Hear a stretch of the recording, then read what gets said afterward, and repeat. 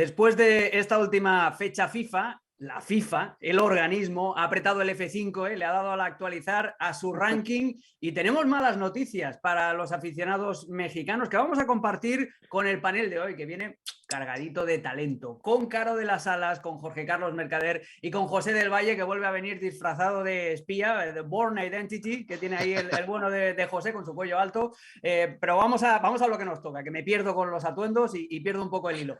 La fecha FIFA, la actualización del ranking y México, lo vamos a ver ahora en esta plaquita, queda por debajo de Estados Unidos. Esto es lo más doloroso. México ya está fuera del top 10, estaría fuera también de una posible situación de cabeza de serie en el Mundial, pero lo más inmediato es eso, que México está en la 14ª posición, 2 puestos por debajo de Estados Unidos. Canadá, que fue su último verdugo, está en el puesto número 40, Costa Rica en el 49, Jamaica en el 57, Panamá 63, El Salvador en el 69 y Honduras en el 76. Estas son las posiciones de los equipos que están disputando la fase de clasificación para el Mundial en CONCACAF.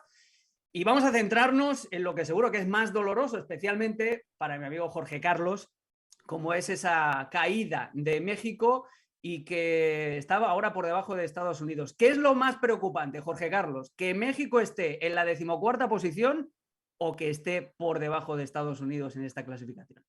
Hola, fuerte abrazo para todos. Primero, que estés abajo de Estados Unidos, porque perder contra la selección de las barras y las estrellas siempre va a salirte caro. Si a eso le sumas que en el ranking FIFA te va a sacar hasta la posición número 14, estás en deuda y hay un problema severo. En 2 partidos hay motivos suficientes para voltear a ver el botón de alarma y aplicarlo. Yo sé que suena dramático, que suena extremista. Sin embargo, dadas las condiciones en el grupo, la forma en la cual no reaccionan los jugadores, el mensaje por parte de Gerardo el Tata Martino, creo yo que la selección mexicana tendría que pensar de forma seria cuál es el plan B. En este momento todo el mundo con el Tata, el estratega argentino tendría que llevar el barco al puerto llamado Qatar 2022. Sin embargo, basado en la experiencia de varias eliminatorias, conocemos a la selección mexicana. Empieza a caer y ahorita está en la posición número 3, empatada con Panamá, pero la diferencia de goles mantiene a la selección mexicana arriba. Van contra Jamaica como visitantes. Imaginemos el peor escenario simplemente por diversión.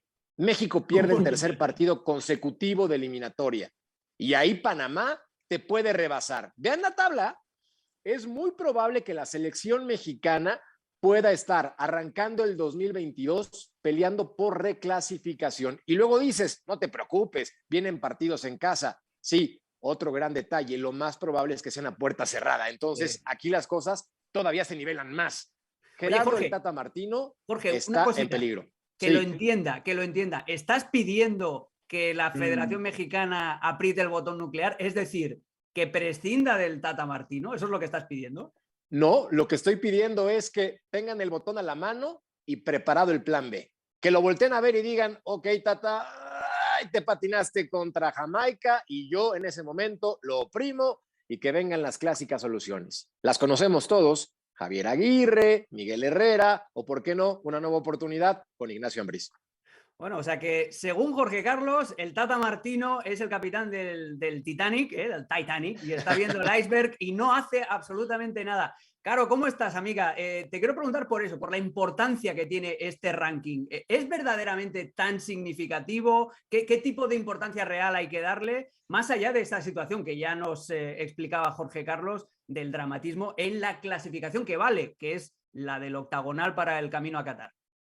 Yo creo que el ranking realmente nunca te dice que están los mejores en los lugares que tengan que estar. Para eso Bélgica, por ejemplo, que es una deuda eterna. Bélgica en la primera posición y no logra superar ese otro escalafón. Estamos hablando de Bélgica desde hace rato, de Kevin De Bruyne, de Lukaku, de Hazard, que ahí viene Robert Martínez, que ha invertido en la sub-17, que estos jugadores juegan maravillosos, que son de la época de Pep Guardiola, del Manchester City, y no pasa nada con Bélgica. Ahora, claro, en el 2017, México estaba también en la 14ª posición y se tuvo que enfrentar a Alemania. Afortunadamente, en ese momento era una muy mala versión de Alemania y luego podemos discutir. Es decir, ¿qué es lo bueno de estar en los primeros lugares? En este caso, en los 7 primeros lugares, porque ya el Qatar seguramente tiene asegurado un lugar como cabeza de serie, pues que puedes evitar, entre comillas, enfrentarte a un monstruo, evitarlo en la fase de grupos, ¿no? Luego tú dices, ¿y dónde va a caer un monstruo de estos? Probablemente Claro. caiga de segundo.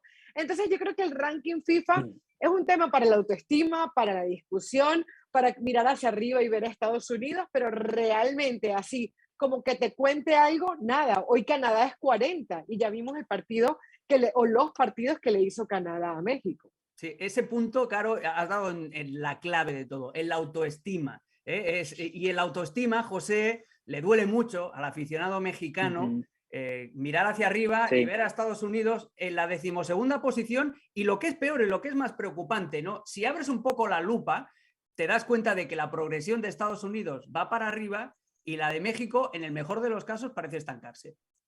Totalmente, y al aficionado mexicano le duele mucho más porque Estados Unidos está 12º, Estados Unidos superó a México en el ranking porque le ganó 3 partidos a México en este año 2021, partidos oficiales, en año calendario, algo que nunca había ocurrido en la historia del enfrentamiento entre estos dos gigantes del área, por lo cual, por supuesto que al aficionado mexicano le duele mucho. Pero más allá del ego, Alex, tomando en cuenta que Alemania no va a ser cabeza de serie, para México, para sus pretensiones en una Copa del Mundo, sí era importante ser cabeza de serie, porque le voy a dar un ejemplo. A ver. Argentina cabeza de serie. Bombo número 2 le sale, no sé, Alemania, y quizá México está en el bombo 3.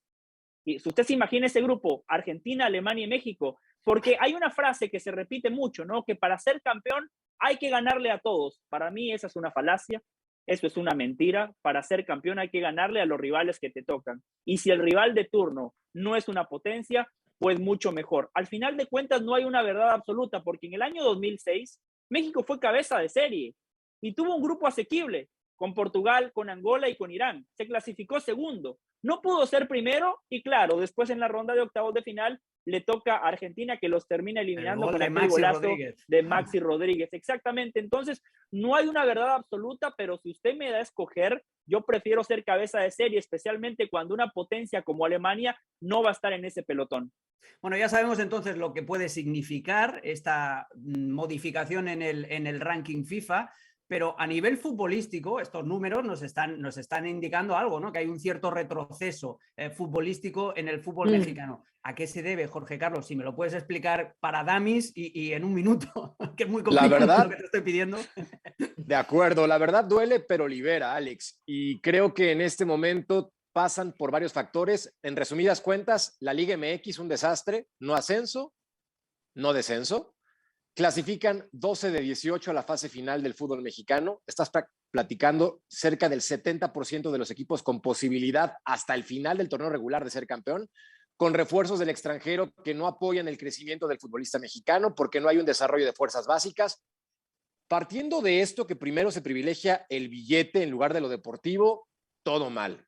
Ahora, la selección mexicana ya sabemos cómo es. Va a clasificar al Mundial, que es lo más probable, va a pasar la fase de grupos y va a jugar como nunca y perder como siempre en ese famoso cuarto partido buscando el quinto. O sea, esa es la realidad del fútbol mexicano porque la Federación Mexicana de Fútbol no se preocupa en el crecimiento del proyecto deportivo. Van por el billete y mientras esa combinación siga funcionando, estamos fritos. Pero esto también, claro, pasa en otras ligas, ¿no? El hecho de que haya otras federaciones, de que haya ligas que tengan un poquito más de laxitud con las clasificaciones. Pero etcétera, así. Pero yo creo que lo que más preocupa, y aquí no sé si Caro va a estar de acuerdo o no, es que si te fijas, la Liga MX sigue estando, en cuanto a calidad futbolística, sigue estando por encima de la MLS, pero la gran diferencia es que Estados Unidos cada vez envía más jóvenes y mejor preparados a equipos más grandes de Europa. Esa yo creo que es una diferencia que acaba impactando en la performance, en el rendimiento del combinado nacional. Tú preguntabas, Alex, una explicación para Dumis, ¿no? Yo digo fondo y forma, ¿no? El fondo es lo que acaba de comentar Jorge Carlos muy bien.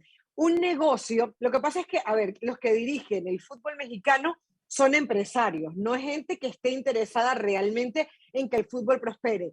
Y el Ujú. negocio le sigue siendo rentable. Como el negocio es rentable, no se preocupan en lo futbolístico. Después de todo, siguen llenando estadios en los Estados Unidos, donde se ganan en dólares, siguen exportando jugadores cuando se los compran realmente caros, pero a lo que ellos quieren, no importa cuántos, que es lo que al final le preocupa, siguen teniendo patrocinios, pueden transmitir los partidos a través de sus televisoras. Entonces, ese es el problema de fondo. El problema de forma, que me parece que sí está al alcance del Tata Martino, es, por ejemplo, volver, no te digo al nivel de rotaciones que tuvo Osorio, pero son Uy, más alternativas.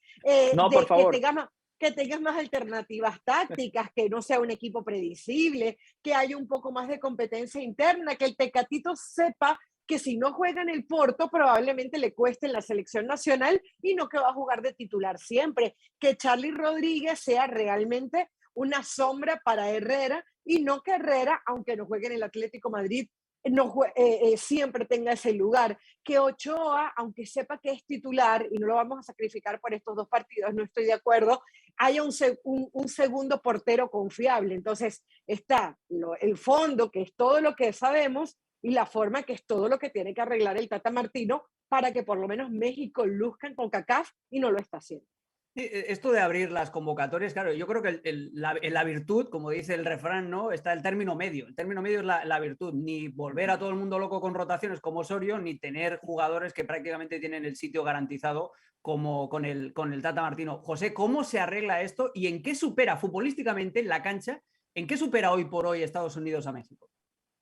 Lo supera en dinámica, lo supera en el nivel físico y en compromiso, porque yo no veo futbolistas de Estados Unidos que se bajen de la selección, como sí pasa en México, con Carlos Vela, con Chicharito, con Arteaga, que le dijo no a los Juegos Olímpicos. El estadounidense sueña y quiere representar a su país. Esto en México no pasa, pero usted mencionaba lo de los jóvenes, Alex, y en eso me parece que estoy totalmente de acuerdo con usted. Ricardo Pepi es el goleador y es el delantero de esta selección nacional de Estados Unidos.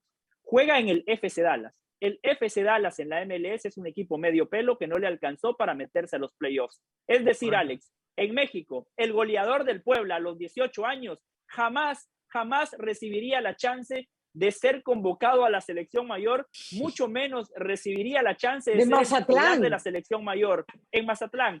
Jamás se le daría la oportunidad de debutar en San Pedro Sula como lo hizo Estados Unidos con Ricardo Pepi cuando Estados Unidos estaba urgido de una victoria.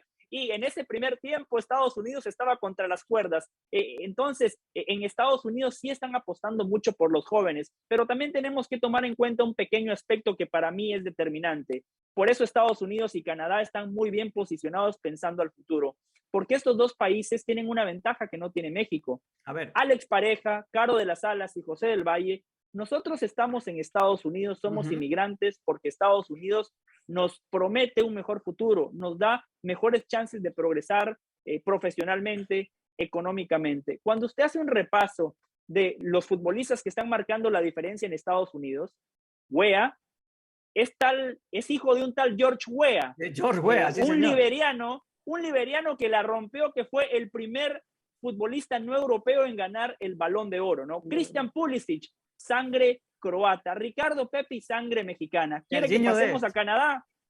Serginho Dest, de Países Bajos. Pasamos a Canadá. Alfonso Davies, el mejor futbolista de la CONCACAF, es ganés, no tiene sangre canadiense. Atiba Hutchinson, de padres trinitarios.